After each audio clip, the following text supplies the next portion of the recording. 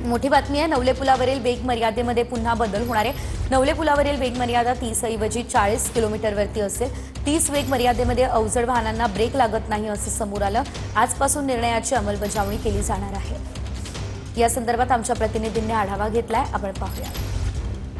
नवले पुलाजवळ होणाऱ्या सातत्यानं अपघाताच्या घटना टाळण्यासाठी वाहतूक प्रशासनाने जो निर्णय घेतलेला होता ते म्हणजे कात्रजचा नवीन बोगदा ते भूमकर पूल नवले ब्रिजच्या परिसरापर्यंत हा सगळा मार्ग जो आहे त्या मार्गावरती वेग मर्यादा जी आहे ती ताशी 30 किलोमीटर करण्यात आलेली होती। मात्र पुन्हा एकदा या वेग मर्यादेमध्ये जे आहे ते वाहतूक विभागानं बदल केलेला पाहायला मिळतो आणि त्या निर्णयाची अंमलबजावणी जी आहे ती आजपासून केली जाणार आहे।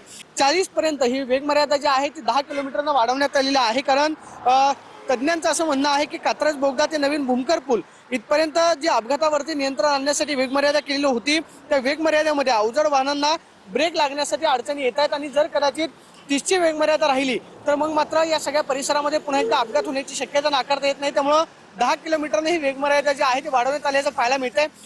Camera person Abhijit Pisesonu, Pradeep Kapse, TV9 Marathi, Pune. शिक्षकांचा आज राज्यव्यापी संप आहे। अमरावतीमधील 12,000 संघटनांचे शिक्षक संपामध्ये सहभागी होणार आहे। शिक्षक संघटना समन्वय समितीच्या अमरावती शाखेकडून निवेदन जारी करण्यात आलं।